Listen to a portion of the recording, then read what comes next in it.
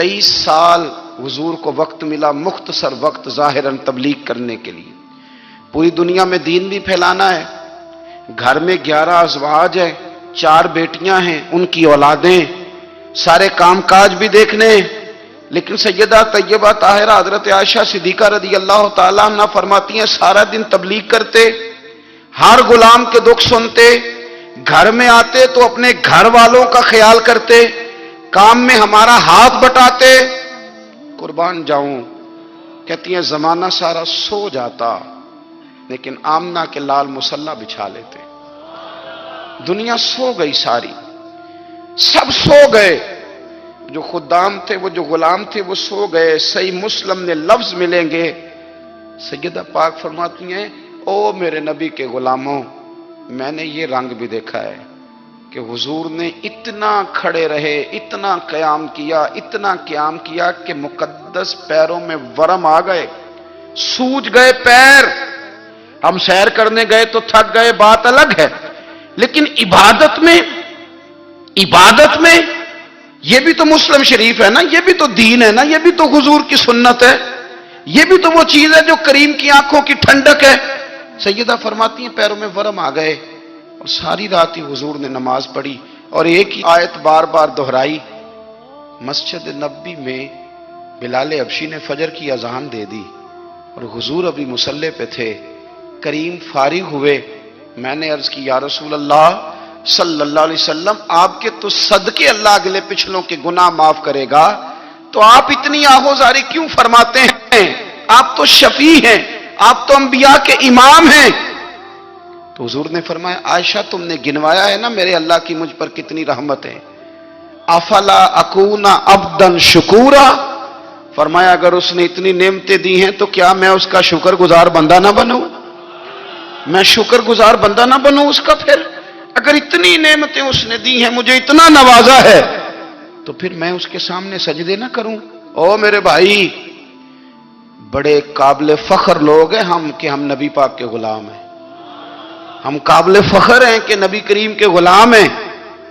کیا کبھی اس غلامی کے شکرانے میں بھی 2 نفل پڑھے کہ یا اللہ تیرا شکر ہے تو نے ہمیں حضور کا غلام بنایا ہے؟ یاد رکھیں کہ اپنی روحانی زندگی کو آباد کریں، استغفار پڑھیں، تسبیحات کریں، کچھ چھوٹے چھوٹے اعمال ہیں ان کو اپنی زندگی میں حصہ بنائیں۔ ترمذی شریف میں حدیث ہے، نبی پاک صلی اللہ علیہ وسلم نے فرمایا 3 مرتبہ صبح، 3 مرتبہ شام اعوذ باللہ السمیع العلیم 3 دفعہ یہ پڑھو، اور 1 دفعہ سورۃ حشر کی آخری 3 آیات، هو اللہ الذی لا الہ الا هو عالم الغیب والشہادۃ هو الرحمن الرحیم۔ اعوذ باللہ من الشیطان الرجیم ہے نا، اس کو پڑھنا ہے اعوذ باللہ السمیع العلیم من الشیطان الرجیم، فرمایا 3 دفعہ اس کو پڑھو، اور 1 دفعہ سورہ حشر کی 3 آیتیں، 1 دفعہ صبح اور 1 دفعہ شام۔ صبح کیا ہے، شام کیا ہے؟ تو اعلیٰ حضرت بریلوی فرماتے ہیں صبح سے مراد ہے آدھی رات ڈھلنے سے لے کر سورج نکلنے تک، آدھی رات ڈھلنے سے لے کر یعنی تہجد کا ٹائم سے لے کر سورج اور شام کیا ہے، دوپہر ڈھلنے سے لے کر مغرب کی اذان تک، یہ شام ہے۔ اب سن لیں، یہ ترمذی کی حدیث ہے سیاستہ کی، نبی پاک نے فرمایا جس نے 3 مرتبہ اعوذ باللہ پڑھی اور 1 بار سورہ حشر کی آخری 3 آیتیں پڑھی، 1 دفعہ صبح پڑھے، 1 دفعہ شام پڑھے، نبی کریم علیہ السلام فرماتے ہیں اگر صبح پڑھے گا تو 70,000 فرشتے شام تک، اور اگر شام کو پڑھے گا تو 70,000 فرشتے صبح تک پڑھنے والے بندے کی مغفرت کی دعا مانگتے رہیں گے۔ چلے میں تو اس بات پہ بھی بڑا راضی ہوں کہ پہلی دفعہ اہل سنت میں ایسا ہو رہا ہے کہ وظیفہ ملنے پر لوگ نعرے لگا رہے ہیں، پڑھنا وظیفہ بتائیں تو کہنے ابھی پڑھیں گے پر کوئی تویز بھی لکھ چھڑو ماڑا گیا۔ ایک صاحب آئے مجھے کہنے لگے جی برکت کوئی نہیں، غربت بڑی ہے، میں نے کہا سورۃ واقعہ پڑھا کر، کہتے پیر صاحب تھوڑی تکلیف کرو کو مینوں تویز بھی کر دیو۔ میں نے اسے کہا خدا کے بندے میں تویز دوں گا پتہ نہیں کام بنے گا نہیں بنے گا، سورۃ واقعہ پڑھ، یہ وہ تویز ہے جو مدینے والے رسول نے عطا فرمایا ہے کہ سورۃ واقعہ پڑھو تمہیں کبھی فاقہ نہیں آئے گا۔ تو وظائف پڑھیں، عبادات کریں، تیاری کریں، کچھ نیک اعمال بچائیں ایسے جن کا ہمیں پتہ ہو، جو ہمارے رب کو پتہ ہو۔ حضرت عبداللہ ابن عمر رضی اللہ تعالیٰ عنہ حضرت عمر کے صاحبزادے، مکہ مکرمہ میں ان کی قبر ہے۔ میں نے جب انہیں پڑھا تو مجھے ان سے بڑا پیار ہو گیا، لیکن آپ کو پتہ ہے وہاں جا کے کسی شخص کا مزار تلاش کرنا یا پوچھنا ایک مشکل کام ہوتا ہے۔ تو ایک دفعہ میں مکہ شریف میں حاضر تھا، تو ایک گاڑی والا ڈرائیور مجھے کہنے لگا کہ مولانا میں آپ کو جانتا ہوں، مجھے آپ سے محبت ہے، ایک بات بتاؤں آپ کو؟ میں نے کہا بتاؤ۔ کہنے لگے حضرت عبداللہ ابن عمر کی قبر دیکھنی ہے۔ میں نے کہا یہ تو نہیں کہہ رہا، یہ کسی نے بندوبست کرایا ہے، یہ اللہ نے تیرے دل میں بات ڈالی ہے، یہ ہو گیا، تو لے چل مجھے۔ حضرت عبداللہ ابن عمر کو نبی پاک نے فرمایا تھا راجل صالح، یہ نیک بندہ ہے، یہ متقی آدمی۔ حضرت عبداللہ ابن عمر رضی اللہ تعالیٰ عنہ سیدنا فاروق اعظم رضی اللہ تعالیٰ عنہ کے صاحبزادے ہیں، اور ان کی ہمشیرہ سیدہ حفصہ رضی اللہ تعالیٰ عنہ حضور کی زوجہ محترمہ ہے۔ ایک دن اپنی ہمشیرہ سے کہنے لگے کہ نبی کریم صلی اللہ تعالیٰ علیہ وسلم گھر میں آئے نا، اور اگر حضور غم امت میں پریشان نہ ہوں، طبیعت کو حشاش بشاش دیکھو، تو ذرا پوچھنا تو صحیح حضور کا میرے بارے میں کیا خیال ہے، پوچھنا تو صحیح کہ کریم کی بارگاہ میں میرا کیا مقام ہے، میرے بارے میں حضور کیا فرماتے ہیں۔ اب بہن کو کام بتائے، اور بتائے بھی بھائی، اور پھر بہن وہ کام نہ کرے، یہ تاریخ میں ہوتا نہیں۔ حضرت عمر فاروق رضی اللہ تعالیٰ عنہ کی صاحبزادی ام المومنین رضی اللہ تعالیٰ عنہ فرماتی ہیں کہ میں تو بس منتظر تھی۔ انہوں نے تو کہا تھا نا کہ اگر تم حشاش بشاش دیکھو تو بات کرنا، لیکن حضور تشریف لائے، میری باری تھی، میرے گھر تشریف لائے، کھانا پیش کیا تو فوراً میں نے عرض کی حضور ایک بات پوچھنی تھی۔ تو حضور نے فرمایا پوچھئے۔ میں نے عرض کی حضور میرے بھائی عبداللہ ابن عمر کے بارے میں آپ کا کیا خیال ہے؟ نوجوانوں میری بات پہ غور کرنا، میرے بھائی کے بارے میں آپ کا کیا خیال ہے؟ تو نبی کریم صلی اللہ تعالیٰ علیہ وآلہ وسلم نے میری طرف دیکھا، اور پھر حضور زیر لب تھوڑا مسکرائے۔ اور بریلی کے امام کہتے ہیں کہ حضور مسکرا دیتے تھے نا تو جو بڑا دکھی ہوتا تھا وہ بھی ہنس پڑتا تھا۔ اب سوال پیدا ہوتا تھا کہ پھر تو اس مسکراہٹ کے لیے انتظار کرنا پڑتا ہوگا کئی مہینے کہ حضور مسکرائیں تو رونے والے ہنسیں، تو اعلیٰ حضرت فرماتے نہیں، انتظار نہیں کرنا پڑتا، یہ مسکراتے رہنا تو حضور کی عادت ہے۔ جس کی تسکین سے روتے ہوئے ہنس پڑے، اس تبسم کی عادت پہ لاکھوں سلام۔ یعنی یہ تو عادت ہے حضور کی مسکراتے رہنا، اس کے لیے انتظار نہیں کرنا پڑتا۔ بھائیو آپ خیال رکھیں گے، غور کریں گے، حضرت عبداللہ ابن عمر رضی اللہ تعالیٰ عنہ کے بارے میں پوچھا تو سیدہ فرماتی ہیں کہ نبی کریم صلی اللہ تعالیٰ علیہ وسلم نہ زیر لب مسکرائے اور فرمایا حفصہ تیرا بھائی ہے تو اچھا، لیکن میں نے سنا ہے کہ عشاء کی نماز پڑھتا ہے تو فجر تک سویا ہی رہتا ہے۔ او نوجوانوں، 10 بجے تک سونے کی بات نہیں ہوئی، 9 بجے تک سونے کی بات نہیں ہوئی، 11 بجے اٹھنے کی بات نہیں۔ حضور فرمانے لگے میں نے سنا ہے کہ عشاء کی نماز پڑھ کے سو جاتا ہے اور فجر تک سویا ہی رہتا ہے، اسے چاہیے کہ تہجد کے وقت اٹھا کرے، اللہ کی بارگاہ میں حاضر ہوا کرے، آہوزاری کرے، سجدے کرے، عبادت کرے، اٹھتا ہے اور فجر میں جا کے اٹھتا ہے۔ حضرت جناب حفصہ رضی اللہ تعالیٰ عنہ کہتی ہے میں نے جناب عبداللہ ابن عمر کو پیغام دیا اور میں نے کہا میرے جوان بھائی سن، نبی پاک نے فرمایا ہے تو اچھا پر تہجد میں نہیں اٹھتا، نفل نہیں پڑھتا۔ او میری ملت کے جوانوں، مزہ نہیں آ جاتا جب ساری دنیا سوئی ہو، ساری دنیا، اور بستر بھی گرم ہو اور نیند بھی پورا غلبہ کر رہی ہو، اور اچانک گھنٹی بجے دماغ میں، آنکھ کھلے، گھڑی پہ نظر پڑے، 3:30 4 بجے کا پیغام گھڑی بتائے، اور کوئی چڑھتی جوانی والا اٹھ کے وضو کرے، اور جب وہ مصلی کھول کے بچھائے تو مدینے والے محبوب کہتے ہیں کہ ہر نماز پہ رب ثواب دیتا ہے، اور جو اٹھ کے تہجد کی نماز پڑھے اسے دیکھ کے تو رب مسکراتا ہے، جو اس کی شان کے لائق ہے، جو اس کی شان کے لائق، وہ مسکراتا ہے، خوش ہوتا ہے کہ میرا بندہ تہجد میں اٹھ گیا، وہ مسکراتا ہے۔ کاش ہماری صبحیں کبھی اپنے مالک کے نام ہو جائیں، کاش کے صبح حضرت ابو الحسن رحمت اللہ تعالی علیہ حضرت معاذ ابن جبل رضی اللہ تعالیٰ عنہ کے پاس بیٹھا کرتے تھے. فرماتے ہیں ان سے جو پیار بڑھا تو پھر میرا مصلی سے بھی بڑھ گیا. تابعی ہیں. فرماتے ہیں صحابی رسول سے محبت ہوئی تو ذکر سے بھی ہو گئی, پھر درود شریف سے بھی ہو گئی. محبت ان سے بڑھی تو پھر اللہ نے مسجد کا پیار بھی بڑھا دیا. آپ فرماتے ہیں کہ میری ہر وقت بھی یہ چاہتی تھی کہ بس اللہ اللہ کروں, بس اللہ اللہ کروں, بس نہ میں ذرا تھوڑی جان چھڑاؤں لوگوں سے, کو 10 منٹ ملے تو میں کچھ 4 نفل پڑھ لوں, میں تھوڑا سا نہ بچوں لوگوں سے, اور مجھے تسبیح ملے تو میں نہ کچھ 400-500 دفعہ استغفار پڑھوں, سبحان اللہ, الحمدللہ, اللہ اکبر, لا حول ولا قوت الا باللہ, میں نہ تسبیحات پڑھوں. فرماتے ہیں کہ بچے تھے گھر میں 6-7, غربت تھی, کام ملتا کوئی نہیں تھا, اور میں کام چور نہیں تھا, کام ڈھونڈتا تھا, پر اللہ کی قدرت کے کام نہیں ملتا تھا.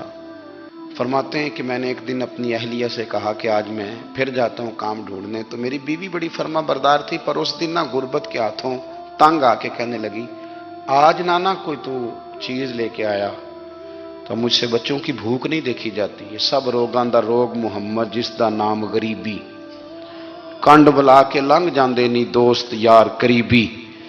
آج نہ کچھ لے کے آیا تو میں بچے لے کے چلی جاؤں گی. شیخ فرماتے ہیں کہ میں بڑا پریشان گھر سے نکلا, پر میں نے صبح سے لے کے زور تک کام ڈھونڈا, کام ملا کوئی نہیں. تو میرے دل میں خیال آیا, چلو کام نہیں ملتا تو اللہ اللہ تو کرے نا, چلو بندوں کی مزدوری نہیں ملتی تو رب کریم کی عبادت ہی کرتے ہیں. فرماتے ہیں کہ میں نے نا فرات کے پانی سے وضو کیا, نہر کے, شدید دھوپ تھی, ساتھ ریت تھی اور ریت تپ رہی تھی. میں نے اپنا رومال وہیں مصلی کے طور پر بچھا لیا, اور فرماتے ہیں کہ زور سے لے کر عصر تک نماز پڑھی. دھوپ بھی پورے زور پہ, پر میرے سجدے کا ذوق بھی پورے زور پہ. فرماتے ہیں سورج بھی چمک رہا ہے اور رب کی عبادت کا ذوق بھی پورے زور پہ. میں سجدہ کروں تو پھر میرا اٹھانے کو جی نہ چاہے. میرے استاد لکھا کرتے تھے, یہ ان کا شعر ہے, وہ کہا کرتے تھے مجھے سوز دے, مجھے ساز دے, اور مجھے نیم شب کا نیاز دے, دم سجدہ خود کو میں توڑ دوں, مجھے ایسا ذوق نماز دے. اور میں تیری بہار کا پھول ہوں, میں کھلا بھی ہوں تو تیرے لیے, مجھے میری شاخ سے توڑ لے, مجھے اپنی زلف کا ناز دے. بھائی فرماتے ہیں کہ عصر تک میں نے نفل پڑھے, دل ڈھلنے لگا, عصر کی نماز پڑھی اور میں وہاں سے چلا. اب میں جب نکلنے لگا تو دل میں خیال آیا کہ چھوٹی چھوٹی دیواریں ہیں گھر کی, بغیر کچھ لیے جاؤں گا تو بیوی دور سے دیکھے گی تو شور کرے گی کہ پھر خالی ہاتھ آ گیا ہے. کہتے میں نے اپنے اسی رومال میں جس پہ میں نے نماز پڑھی تھی نا, رومال میں کی آخی دے پنجابی جو صافہ کہتے ہیں, اسی میں نا میں نے کچھ ریت بھر لی کہ وہ دور سے دیکھے گی تو سمجھے گی کچھ لے کے آیا ہے. چلو جا کے اسے بتا دوں گا کہ آج پھر مزدوری نہیں ملی. کہتے ہیں وہ ریت لے کر جب میں گھر میں گیا تو پہلے بیوی دروازے پہ کھڑی ہوتی تھی, پوچھتی تھی خالی ہاتھ آ گئے ہو؟ آج میں نے دیکھا تو ہے ہی کوئی نہیں. فرماتے ہیں میں اندر داخل ہوا, سلام لیے, کونے میں میں نے وہ رومال رکھ دیا اور میں نے آواز دی کہ بھلی مانس کہاں ہو؟ تو وہ کہنے لگی آپ منہ ہاتھ دھو لیں, میں روٹی لے کے آئی. میں نے کہا روٹی کہاں سے آ گئی؟ یہاں تو کئی دنوں کے فاقے, تو کئی دنوں کی غربت ہے, یہاں تو اس گھر میں تو فقیری ہے. فرماتے ہیں کہ وہ روٹی لے کے آئی اور اس وقت کی جو موجودہ نعمتیں تھیں, سمجھ لیں سلاد, اچار, ہر چیز ساتھ لائی. میں نے کہا کہ بچے کہاں گئے؟ کہنے لگی وہ کھانا کھا کے کھیلنے گئے, آپ کھانا کھا لیں آ جاتے ہیں. کھانا اس نے چن دیا. میں نے حیرت انگیز لہجے میں ساری نعمتیں اپنے دسترخوان پہ دیکھ کر کے بیوی سے پوچھا یہ کہاں سے آیا کھانا؟ بچوں کو تو نے کہاں سے کھانا کھلایا؟ یہ سارا کچھ کیسا ہے؟ تو کہنے لگی پتہ نہیں آج آپ کس کریم کی مزدوری کرنے چلے گئے تھے, پتہ نہیں کس کریم کی. میرے گھر میں تو اتنی نعمتیں آئی ہیں کہ مجھ سے سنبھالی نہیں جا رہی, اتنا اناج ہے, اتنا گندم ہے, کس کریم کے دروازے آج چلے گئے تھے؟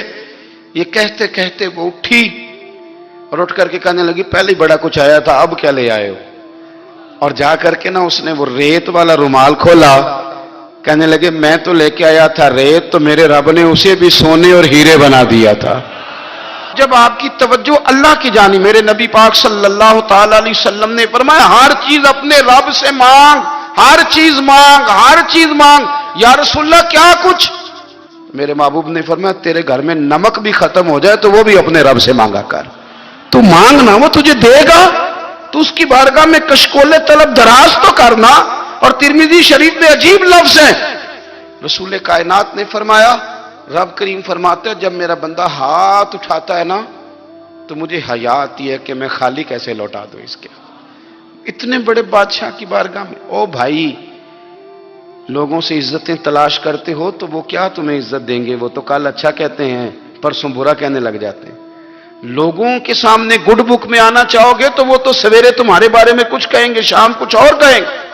اپنی روحانی زندگی آباد کریں، اپنے مسلح کو وقت دیں، اور دنیا سے چھپ کر اس موبائل کو بند کر کے اور اپنے آپ سے بھی چھپ کے اور تنہا ہو کے چھپا کے سارا کچھ اپنے آنسو اپنے رب کی بارگاہ میں پیش کریں، اس کے حضور حاضری دیں۔ سنو نا ترمذی کی حدیث، اور اسے یاد رکھنا، نبی پاک علیہ السلام نے فرمایا اپنے دکھ لوگوں کے سامنے نہ بیان کرنا، سیٹھوں نوابوں کو نہ بتاتے پھرنا، دنیا داروں کے سامنے جا کے نہ رونا کہ میں تکلیف میں ہوں۔ فرمایا اگر دنیا داروں کو دکھ بتاؤ گے رب تمہیں کبھی غنی نہیں کرے گا، اور لوگ ہیں کہ الٹا مذاق اڑائیں گے۔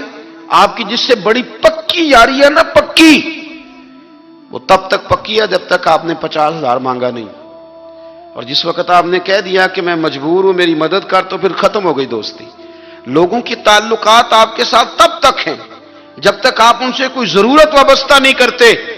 کریم محبوب فرمانے لگے بندوں کے سامنے دکھ نہ بیان کرنا، اللہ تجھے کبھی غنی نہیں کرے گا، تو اپنے دکھ اپنے رب کو بتا، تو دعائیں مانگ، تو اس کی بارگاہ میں حاضر ہو، تو اس کے حضور عرض کر۔ فرمایا اپنے دکھ اپنے رب کو بتا، وہ جلدی کرے یا دیر سے کرے تجھے ساری دنیا سے بے نیاز کر دے گا، تجھے کسی کا محتاج نہیں رہنے دے گا۔ اپنے مسلح کو، اپنی دعاؤں، ایک بزرگ فرماتے ہیں میں نے دعا مانگنے کا طریقہ اپنی بیوی سے سیکھا، دعا مانگنے کا طریقہ اپنی، سیکھنے والے تو اپنے بچوں سے بھی سیکھ لیتے ہیں، سیکھنے والے تو ہر ایک سے سیکھتے ہیں۔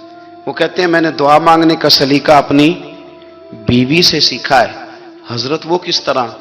فرمانے لگے میری بیوی نے نا مجھے کوئی کام بتایا، کچھ پیسوں کی ضرورت کے لیے کہا، تو میں نے اسے کہا کہ بھئی ابھی میرے پاس نہیں ہے، کچھ دنوں میں آتے ہیں تو میں دے دوں گا۔